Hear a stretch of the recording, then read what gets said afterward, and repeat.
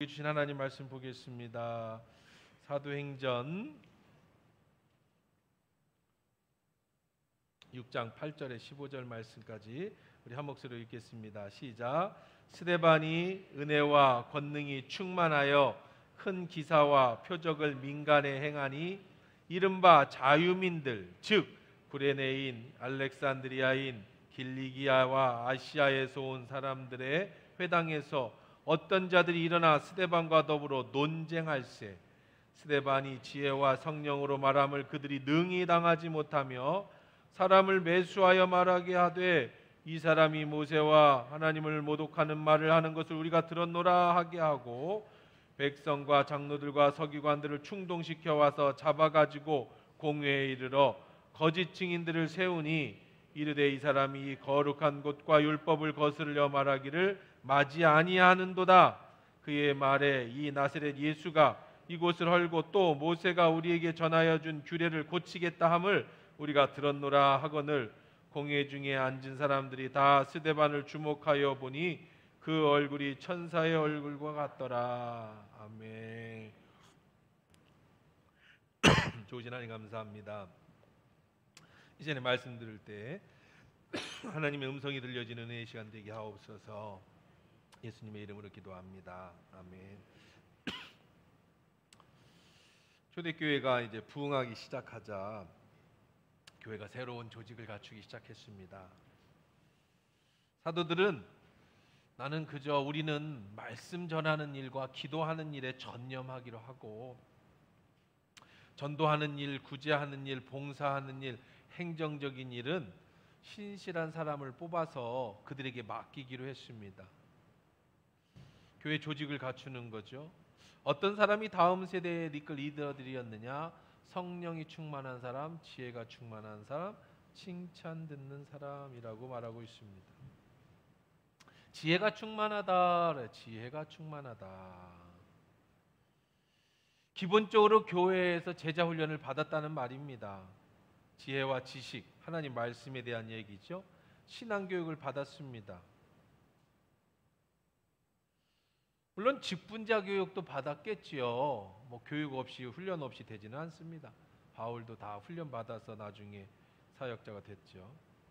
근데 꼭 뭐 제자 훈련을 받았다고만 해서 또 지혜가 있거나 그런 건 또 아니에요. 그렇게 변하는 건 또 아닙니다. 제가 경험해 보니까 제자 훈련이 지금 벌써 8기 9기를 하고 있는데 제자 훈련 받았다고 사람이 다 바뀌는 건 아니더라고요. 물론 제가 뭐 잘못 가르쳐서 그럴 수도 있겠죠. 근데 물론 그 중에는 뭐 열심히 제자 훈련 받아가고 신학해서 목사가 되신 분도 계세요. 그분도 제자 훈련 마치고 성경이 너무 좋아서 신학을 했다가 나중에 목사가 되신 분도 있으니까 뭐 그렇게 또 제자 훈련을 또 열심히 받아서 이렇게 변화되신 분들도 또 있습니다. 그래서 이런 지혜와 지식뿐만 아니라 꼭 필요한 게 가장 중요한 게 성령이 충만한 사람이다. 하나님의 음성을 들을 수 있어야 되고 하나님의 마음을 느낄 수 있어야 교회 일을 감당하는 거죠. 세상 지혜로 자기의 가지고 있는 성품으로 교회를 이끌어 가기는 어렵습니다. 내 뜻대로가 아닌 하나님이 원하는 교회를 세워가는 사람, 성령 충만한 사람이 필요하죠. 이런 사람들을 그냥 결론적으로 말해서 뭐한 사람이다? 칭찬 듣는 사람이다. 지혜가 있고 경험해 보니까 성령이 충만해서 결국 사람들로부터 뭐를 들어요? 칭찬을 듣는 사람들이다. 칭찬 듣는 사람. 그래서 교회도 보면 뭐 성품이 좋은 것도 좋은데 다 뭐 좋아요. 뭐 성령도 충만한 게 좋고 지혜가 있는 것도 다 좋은데 정말로 필요한 사람은 교회에서 필요한 사람은 제가 보니까 사람이 좋아야겠더라고. 장로님도 권사님도 안수집사님도 모태신앙도 좋고 30년 예수 믿은 것도 좋고 뭐 다 좋은데 저는 중직자들을 볼 때 사람이 참 좋아야겠더라고. 기본 사람이 좋아야지. 그래서 칭찬 듣는 사람이 돼야 돼요. 반대로 뿔난 사람들은요, 이 목회도 어렵고 신앙도 어려워요. 교회를 오래 다녀도 다른 사람에게 상처 주기 좋아하고 자꾸 들여받고 다른 사람하고 못 어울리는 사람은 참 어렵습니다. 교회에서 리더가 되기가. 우리가 수요일에 구약의 제사를 배우고 있습니다. 양을 잡고 소를 잡는데 꼭 필요한 게 뭐냐면 뿔을 제거해야 돼. 뿔을 제거해야 돼. 그래야 제물이 됩니다. 소제를 배우고 있는데 소제는 뭐냐면 가루로 하나님 앞에, 밀가루로 하나님 앞에 제사를 지내는데 반드시 빠야 됩니다. 껍데기를, 쭉정이를 벗겨내고 깨져야 돼요. 가루가 되어야 주님이 쓰심 받고 주님 앞에 드릴 수 있는 소제물이 되는 거죠. 아직도 뿔이 달려 있어가지고, 아직도 부서지지 않아가지고 그냥 다른 사람만 보면 다투기를 좋아하고 이기적이고, 이런 사람을 그냥 한마디로 말해서 뭐라고 하냐면 나쁜 사람이라고 그래. 나쁜 사람. 이게 사람이 나쁘면 안 돼. 칭찬 듣지 못하는 사람은 중직자가 되기 어렵습니다. 이런 나쁜 사람이 목사가 되면 그 교회도 참 어려워요. 이런 희망이 없어요. 그런 사람들이 중직자가 되면 교회가 참 힘듭니다. 그래서 참 교회에는 선배들이 중요해. 믿음의 선배들이, 좋은 사람들이 중직을 잘 버티고 있어주면 그 뒤에 오시는 분도 아, 교회는 이런 데인가 보다 하는데, 선배들이 뿔나갖고 자꾸 들여받고 싸우면 세상 사람들도 얘기하죠. 여기가 교회인 줄 아냐고 싸우냐고 말이에요. 자기들끼리 마을에 관해서 싸우다가 큰 소리 쳤대잖아요. 여기 교회인 줄 알아 여기서 싸우냐고 그러지. 뭐가 좀 이상하잖아요. 여기가 교회인 줄 알고 싸우냐고. 자, 5절입니다. 온 무리가 이 말을 기뻐하며 믿음과 성령이 충만한 사람 한번 불러볼까요? 빨간색 칠한 사람. 스데반, 빌립, 브로고로, 니가노르, 디몬, 바메나, 니골라, 이런 사람들을 안수하여 세웠다, 그렇게 해요. 그래서 초대교회의 첫 번째 직분자들의 이름의 명단입니다. 순서가 굉장히 중요하죠. 항상 앞에 나오는 사람이 중요합니다. 제일 첫 번째가 누구 나왔어요? 스데반이 제일 먼저 나왔어요. 많이 들어봤죠? 니골라는 못 들어봤어도 스데반은 많이 들어봤잖아요. 근데 여기 이름만 보면 여러분이 성경을 읽을 때는 잘 이해를 못하는데, 오늘 말씀을 들어보면 정말 중요한 대목이 여러 군데 나오는데요. 이 스데반, 빌립, 브로고로, 이런 사람들의 이름 잘 모르잖아요. 근데 여러분, 이 이름은요 무슨 이름이냐면 이 사람들의 이름의 특징이 있어요. 이 사람들의 이름의 특징은 헬라식 이름이라는 거예요. 헬라식 이름. 이들은 히브리파 유대인들이 아니라 헬라파 유대인들이었다라는 사실을 얘기해주고 있는 거예요. 쉽게 얘기해서 우리가 일본의 식민지 지배를 받고 있는데 일본이 창씨 개명을 했어요. 그래서 원래 한국식 이름은 김창무인데 일본 이름으로 나카무라로 변경을 했다고. 그래서 나카무라로도 불리고 김창무라고도 불리는데, 근데 여기에서 적힌 이름은 나카무라가 적혔다는 거예요. 김창무가 안 적히고. 그 얘기는 뭐 여러 가지 이유가 있을 수 있습니다만은 그 중에 유대교에 입교했던 안디옥 사람 니골라라고, 이건 아주 이름이 좀 니골라 좀 이쁘지는 않은데, 이 앞에 이 사람을 설명할 때 유대교에 입교했던 안디옥 사람, 그러니까 이 사람은 어떤 사람이냐면 아예 한국 사람이 아니야. 우리식으로 말하면 유대인이 아니야. 저 안디옥에 사는 이 사람인데, 이 사람이 먼저 어디로 개종했어요? 유대교로 개종했어요. 유대교의 할례를 받고 모세의 율법을 따른 유대교로 갔다가, 이 사람은 참 옮겨 다니기도 좋아하네. 그 다음에 어디로 옮겼어요? 그 다음에 기독교로 옮겼어요. 초대교회로 옮겼어요. 근데 거기서 또 뭐가 됐어요? 이 집사로 임명도 받았어. 참 대단한 사람이네, 그렇죠?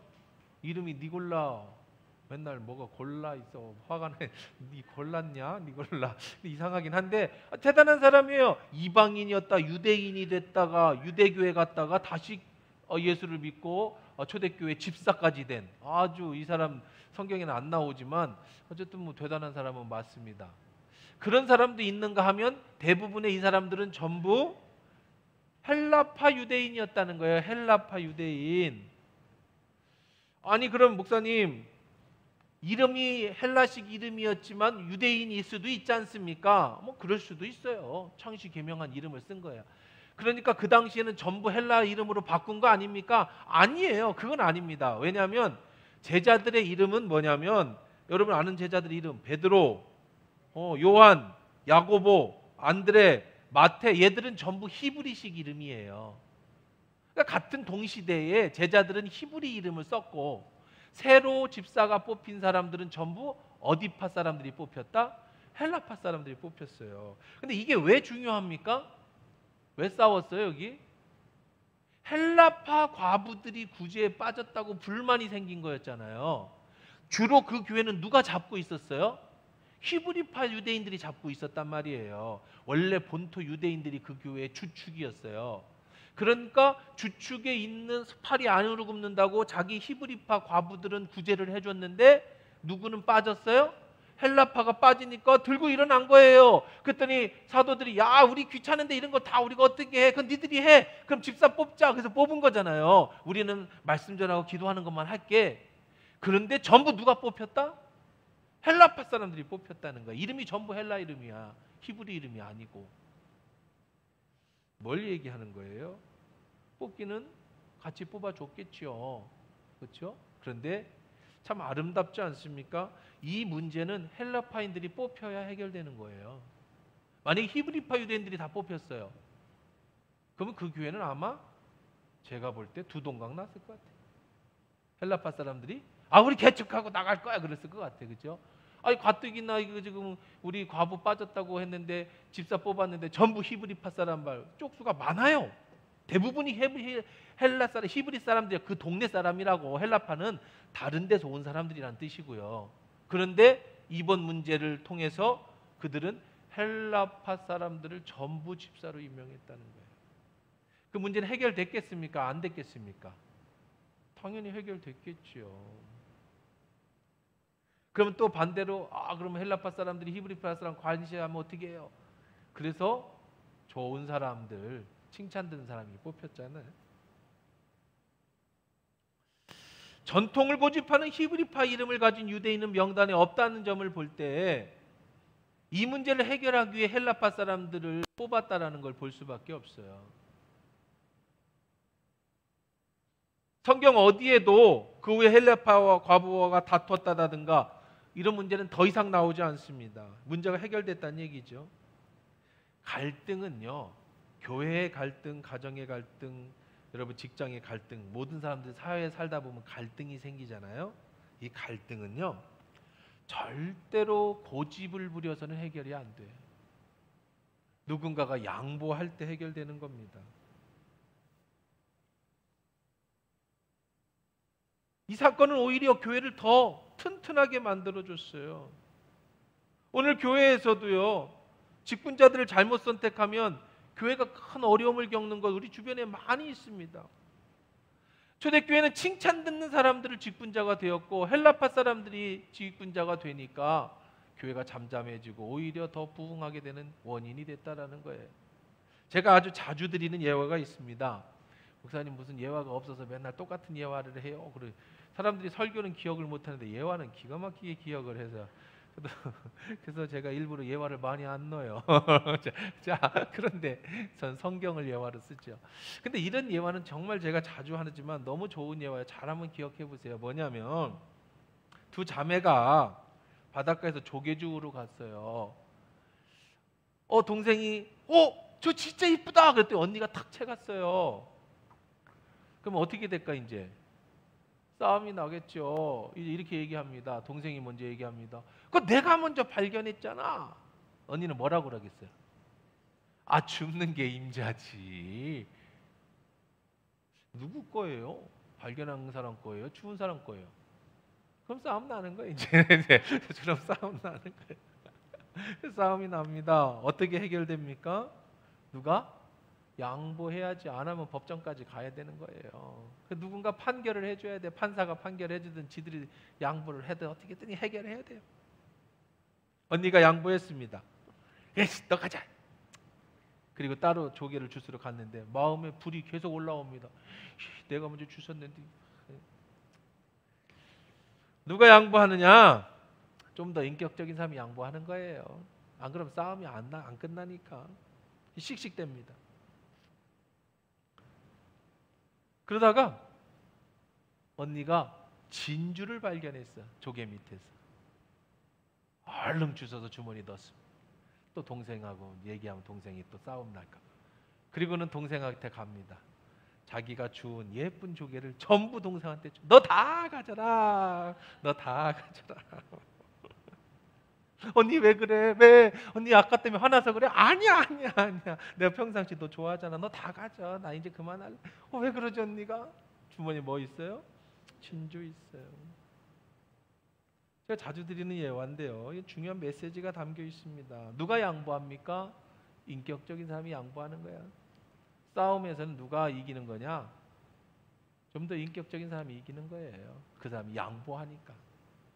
집에도 부부 싸움 할 때 여자가 뭐 논리적으로 얘기를 많이 해서 이기는 거 아니에요. 남자가 더 인격적이니까 그래 네가 이겼다 하는 거지. 내가 끝나고 나서 내가 역시 말은 잘해 막 그러지 마시고 그냥 누구든 남자든 여자든 져주는 사람이 이기는 거야. 좀 더 인격적인 거야. 안 그러고 끝까지 가면 법정으로 가야지 뭐 어떻게. 두 번째는 예수 그리스도라는 진리를 발견하면 세상 것은 양보할 수 있는 미덕이 생기는 거예요. 원래 내가 양보를 잘하는 착한 사람일 수도 있지만 그렇다고 해서 정말 엄청난 사건을 엄청난 일을 양보하기는 힘들거든요. 그럴 때는 정말 우리가 할 수 있는 힘은 어디서 나오냐? 진주이신 예수를 발견할 때 내 안에 예수가 있고 예수님이 갚아주실 거라는 믿음, 확신이 있으면 진주를 발견하면 이깟 조개는 줄 수 있는 거죠. 결국은 교회는 이렇게 아름답게 해결이 됐습니다. 그 7절입니다. 그 뒤로 어떻게 됐어요? 시작. 하나님의 말씀이 점점 왕성하여 예루살렘에 있는 제자의 수가 더 심히 많아지고 허다한 제사장의 무리도 이 도에 복종한다. 말씀이 점점 왕성해졌어요. 어떻게 하니까 말씀이 왕성해졌어요? 사도들이 기도하고 말씀 보는 일만 하니까 말씀이 왕성해지는 거 아니겠어요? 목사의 일은 제일 큰 일이 오늘 이렇게 말씀 준비하는 거예요. 근데 제가 뭐 신방도 해야 되고 뭐 행사도 치러야 되고 뭐 복잡한 일이 많을 거 아니에요. 그게 많으면 뭐 할 수 있는 시간이 줄어들어요? 제가 말씀을 준비할 수 있는 시간이 줄어들어 사람인지라. 그러면 여러분에게는 엄청난 손해가 오는 거예요. 그러니까 내가 할 일을 여러분이 해주시고 사도들은 오로지 뭐 하는 일과 기도하는 일과 말씀 전하는 일에만 말씀을 묵상하고 전하는 일에만 신경 쓰면 그러면 하나님의 말씀이 어떻게 된다? 점점 왕성해져 가는 거고 목사가 말씀 준비하는 일에 소홀히 하고 다른 일에 바쁘면 그럼 결국 여러분들이 그 피해를 다 받는 거예요. 그 다음에 예루살렘에 있는 제자의 수는 어떻게 됐다? 심히 많아졌다. 그래서 심히 많아졌어. 사람들이 성도의 수가 아니라 제자의 수가 많아졌다는 건 하여튼 다른 차원입니다. 심지어는요. 누가 복종했다? 허다한 제사장의 무리. 제사장 뭐 하는 거죠? 제사장 뭐 하던 사람이에요? 유대교의 대표들 아니야, 대장들. 그들도 어디 가서 무릎을 꿇었어? 사도들 앞에 무릎을 꿇었다는 거예요. 참 아름다운 역사가 막 계속 일어나고 있습니다. 갈등의 결과가 이렇게 좋은 열매로 나타났다는 겁니다. 교회는 그런 곳이 되어야 됩니다. 누가 힘이 세고 어느 편이 힘이 세고 그래서 갈라지고 누가 소외당하고 그래서는 안 되는 거예요. 초대교회 소외감을 느꼈던 헬라파 사람들 중심으로 집사를 세워줬습니다. 히브리파 사람들이 기꺼이 헬라파 사람들을 집사로 세워줬습니다. 그들은 자신의 기득권을 내려놨어요. 히브리파 기득권을 내려놨다는 건 대단한 일입니다. 초대교회 은혜로 양보한 멋진 사람들이 있었던 교회라는 거예요. 오늘 교회도 마찬가지죠. 먼저 오신 분들, 먼저 임직 받으신 분들, 먼저 자리 잡으신 분들이 새로운 분들이 일할 수 있도록 자꾸 자리를 양보해 줘야 되는 거예요. 그래야 그 교회가 일하는 제자들이 막 허다한 무리가 생기는 거예요. 내 거 하면은 안 돼. 내가 이 교회를 어떻게 했는데 내가 이러면 안 된다고. 그럼 다른 사람들이 꼭 이거 뭐 준비한 말씀은 아닌데, 교회도 개척할 때 우리 목사님들이 하는 얘기가 있어요. 교회를 개척할 때 절대 식구들하고 하지 마라, 그런 얘기가 있어요. 식구들하고 개척하면 편해요. 형, 동생, 엄마, 아버지 다 오셔서 11조 내주니까 뭐 금방 20, 30명 되고 식구들만. 그러면 아주 개척도 순조롭습니다. 그럼 싸울 일도 없어. 다 동생이고 형이니까 뭐 그냥 그 교회 집안 싸움이 교회 싸움이고 뭐 교회 싸움이 집안 싸움이고 막 그래. 근데 문제는 뭔지 아세요? 부흥이 안 돼. 그 교회는 부흥이 안 돼. 동생이 장로고 뭐 이렇게 뭐 아버지가 뭐 안수 집사고 막 이러면 다른 사람들이 거기 와서 교회를 세우기가 진짜 어려워요. 그래서 힘들더라도 식구들 없이 혼자 하라. 이게 목사님들 개척할 때 보통 룰이에요. 편하기는 정말 편하죠. 초창기는. 왜 그래요? 기득권 가진 이 식구들이, 특히 목회자들의 기득권을 가진 식구들이 그 교회를 딱 잡아버리면 아무리 노력해도 거기를 못 뛰어넘는 거예요. 교회 리더가 될 수가 없어요. 그들이 인도하는. 똑같아요. 교회가 성장하려면 기존의 주도권을 가진 사람들이 손을 놓아야 돼요. 그리고 새로운 사람들이 열심히 일할 수 있도록 자리를 놔줘야 돼요. 그러면 목사님이 기존에 있던 사람들은 떠납니까? 아니요. 한 데 가서 일해야지. 남들이 알아봐 주지 않는 일에서. 그리고 그들이 일할 수 있도록 뒷받침을 해줘야지. 그래야 교회가 믿음의 사람들이 많아지고 제자의 수가 많아지는 거예요. 붙잡고 있으면 안 돼.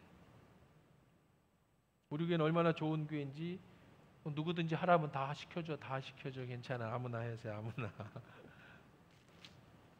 먼저 믿는 분들을 잘 기억하시면 좋겠습니다. 자, 그렇게 해서 성령 충만한 사람들이 세워졌고, 스데반이라고 하는 인물이 등장을 하는데, 자, 여기 처음으로 등장합니다. 8절 같이 읽어봅시다. 시작.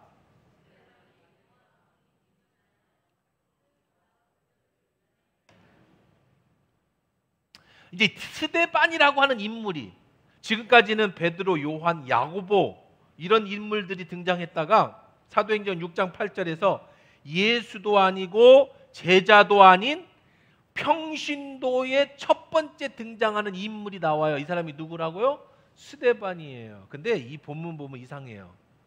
깊이 묵상해 보세요. 뭐가 이상하냐면, 첫 번째, 스데반 왜 뽑았어요?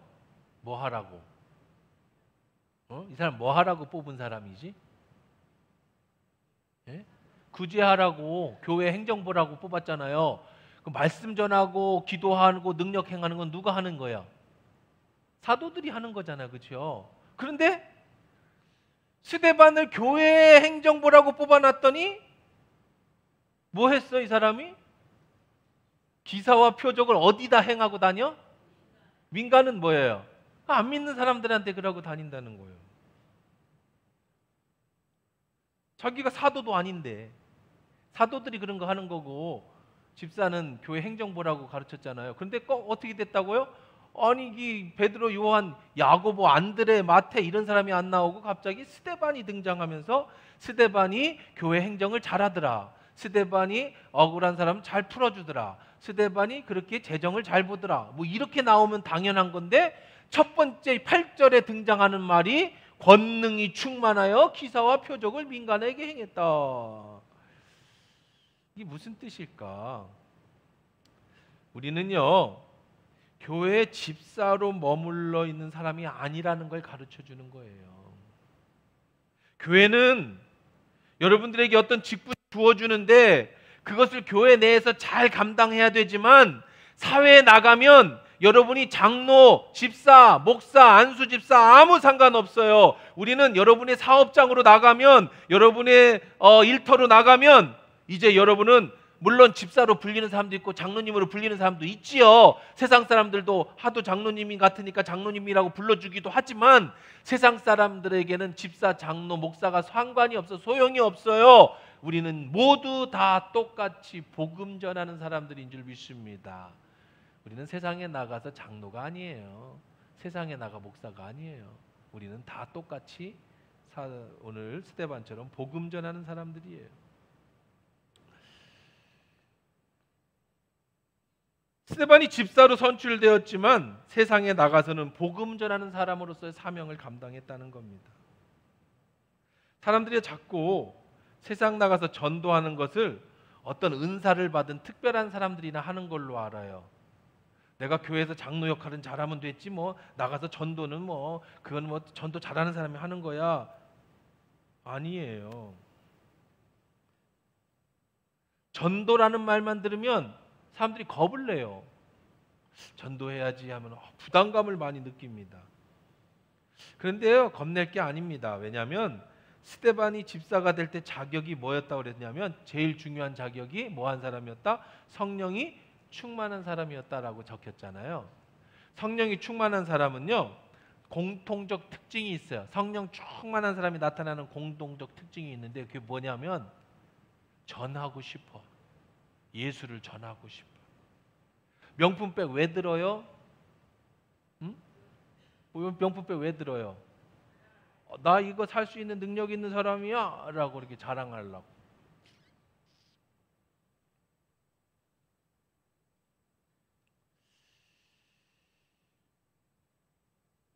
사람은 자꾸 내게 좋은 것 있으면 자랑하고 싶어요.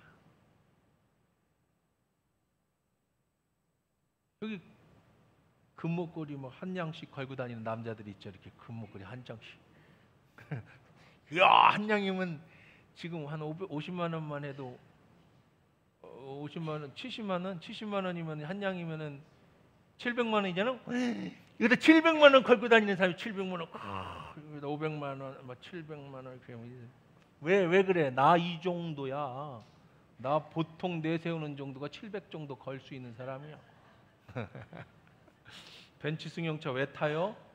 제가 자신 있게 말하는데 제가 K8 타는데 K8 무지하게 좋아. 제가 아우디도 타보고 벤츠도 타봤는데 K8보다 좋은 벤츠 타려면 한 1억 5천짜리는 타야지 더 좋지. 그 이하 거는 승차감이 국산차가 더 좋아. 근데 왜 그렇게 막 비싼 벤츠 타? 에이, 나 이 정도 되는 사람이야. 이게 한쪽에 내려놓고 유리창 내려놓고 이렇게 하고 이 정도 돼. 눈 마주치기 좋아하죠. 나 이 정도 되는 사람. 스포츠카 다 문 열어놓고 창문 열어놓고 추운데도 막 땡볕에도 문 다 열어놓고 달리잖아요. 왜? 나 이 정도 되는 사람이야.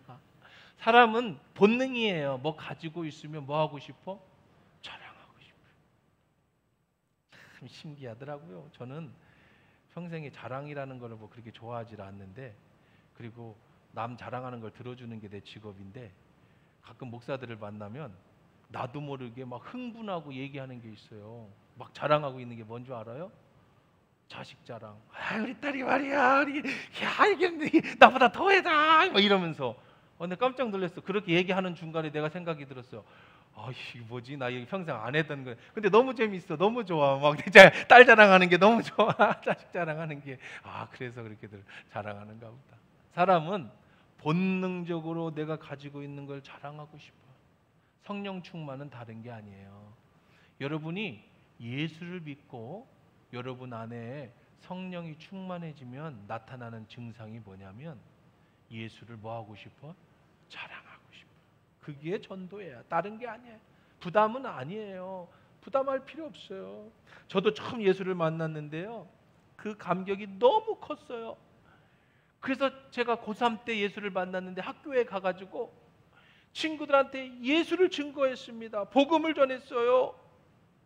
그때 친구들이 전부 내 모습을 보면서 똥 씹은 얼굴로 쳐다봤어요. 어제 며칠 전까지만 해도 같이 욕하고 같이 까불고 다니고 같이 문제 일으키고, 그러도 내가 그 욕도 안 하고 성경 읽고 복음 전하고 하니까 애들이 이상한 눈으로 제가 미쳤다 미쳤다. 나중에 그 친구들도 교회 데리고 오고 했습니다만은 신기하죠. 그때 제가 느낀 게 있어요.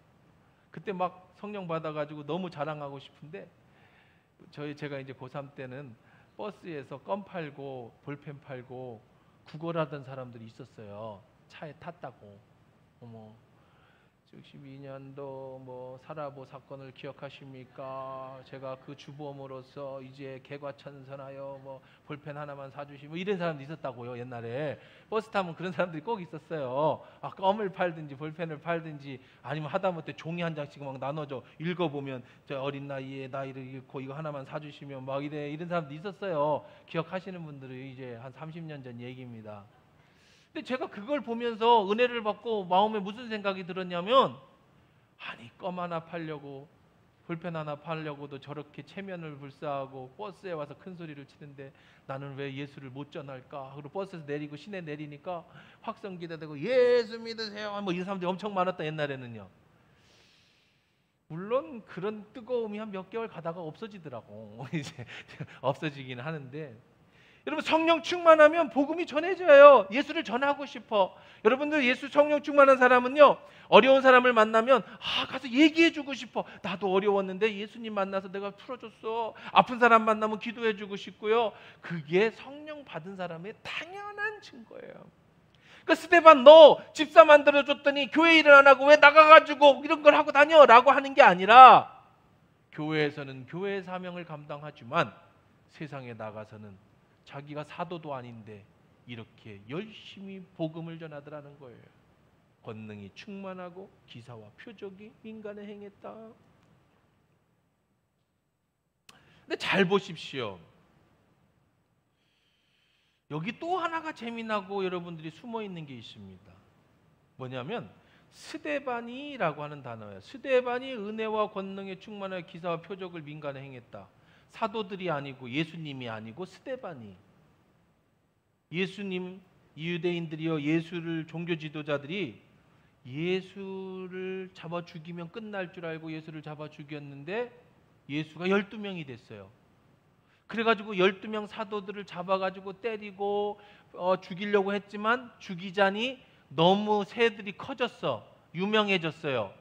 그래서 못 죽이고 너 다시는 예수 이름으로 전하지 마라고 내쫓았더니 내가 네 말 듣냐, 하나님 만드는 게 더 하냐 뭐 이러면서 나갔어. 그 참 난감해. 그런데 12이 어떻게 돼버렸어요? 이번에는 기하급수적으로 늘어나기 시작하는 거야. 또 다른 예수가.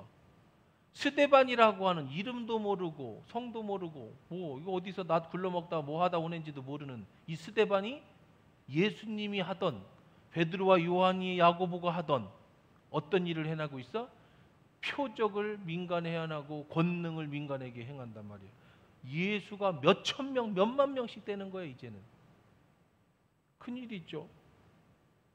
이 스데반이 어떻게 했는가 보세요. 스데반이요, 이 스데반이라는 사람이 어떤 사람인가 보세요. 9절 보세요. 한번 읽어봅시다. 시작. 이른바 자유민들, 곧 구레네인, 알렉산드리아인, 길리기아와 아시아에서 온 사람들이 회당에서 어떤 사람과 일어나 스데반과 더불어 논쟁. 여러분 보세요. 이른바 자유민들이라는 말은 무슨 말이냐면은, 여기 똑똑한 사람들, 배운 사람들, 이 그리스인들은요 그 당시에 자유 철학 복잡해요. 하여간 나중에 시간이 되면 제가 한번 특강으로 한 2시간 정도 하면 좋을 것 같아. 유대인 어떻게 헬레니즘이 뭔지, 어떻게 해서 이들이 자유민이 된 건지, 그리고 로마인들이 어떻게 그 당시에 지배했는지, 왜 로마가 지배를 하는데 그리스인들이 헬라어를 쓰게 됐는지, 하여간 이런 복잡한 얘기가 아주 재미있는 세계사를 한번 제가 시간 되면 여러분들하고 한번 얘기하면 좋겠지만, 하여간 이들은 자기들을 자유민들이라고 불렀던 하여간 똑똑한 철학자들입니다. 구레네에서 온 사람, 알렉산드리아에서 온 사람, 길리가에서 온 사람, 아시아, 이런 사람들하고 누구하고 싸웠어? 스데반하고 논쟁했어요. 뭐에 대해서 논쟁하죠? 예수 그리스도의 복음에 대해서 논쟁을 했습니다. 이제 싸움이 되는 거예요. 유대인들과의 싸움뿐 아니라 막 사방에서 온 이 철학적 싸움이 됐습니다. 결과 10절 크게 읽습니다. 시작. 누가 이겼다? 그럼요. 그리스 철학자들과 다 싸워서, 다른 종교 지파들과 다 싸워서 스데반을 당하지 못했다.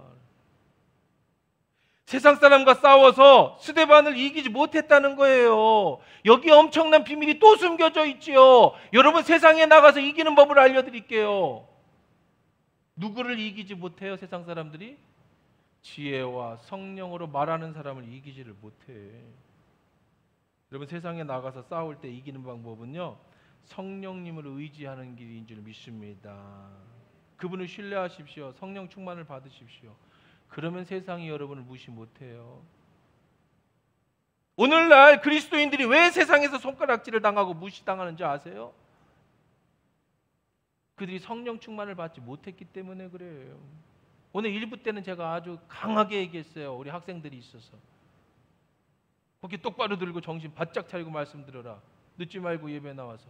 니들의 경쟁력이 예수 그리스도야. 네가 세상 들보다 잘할 수 있는 게 뭐 있어? 똑똑한 게 뭐 있어? 서울대 나왔어? 연고대 나왔어? 아니면 IQ가 150이 돼? 아버지가 금수저를 물고 태어났어? 니들이 이길 수 있는 건 예수 그리스도. 그분이 우리 경쟁력이요.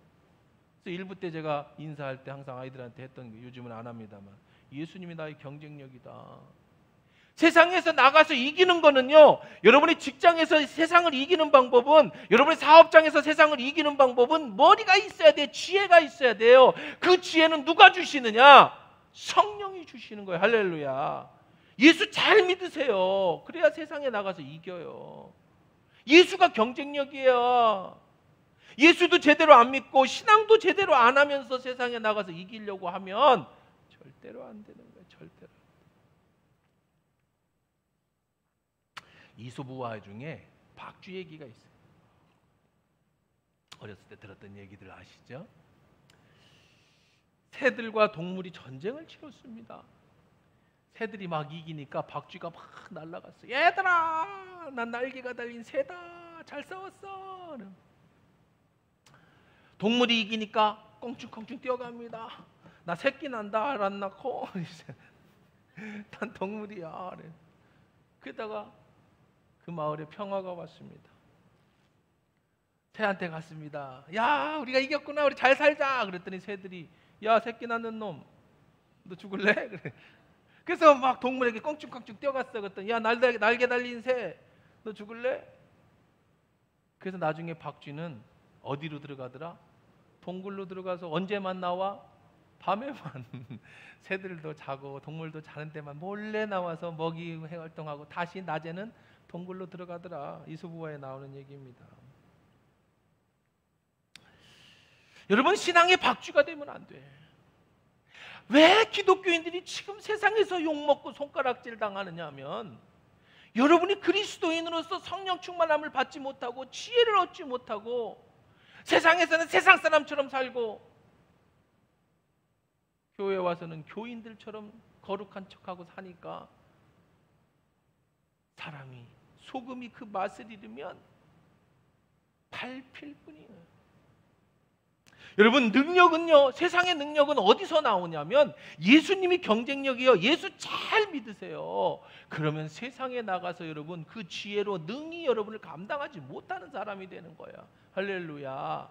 그럴 때 복음이 전해지고 그럴 때 전도가 되는 거죠. 요한일서 5장 4절 5절 클져 있습니다. 시작.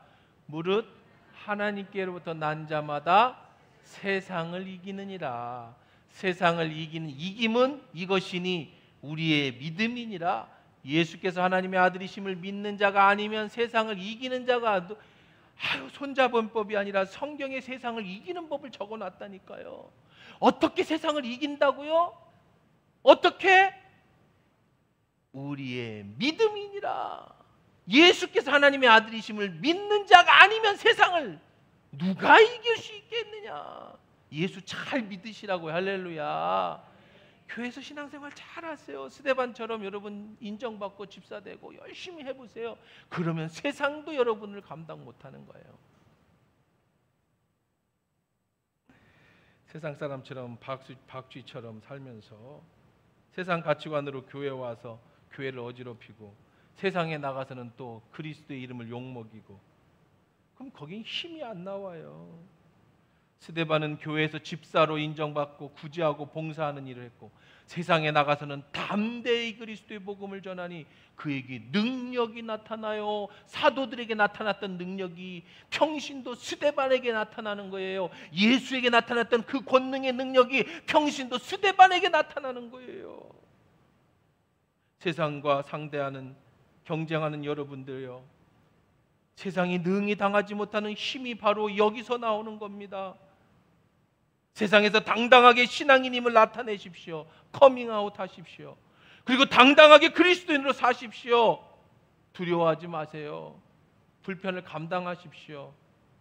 그보다는 하나님이 주시는 지혜와 능력의 힘이 더 크기 때문인 줄 믿습니다. 우리 같이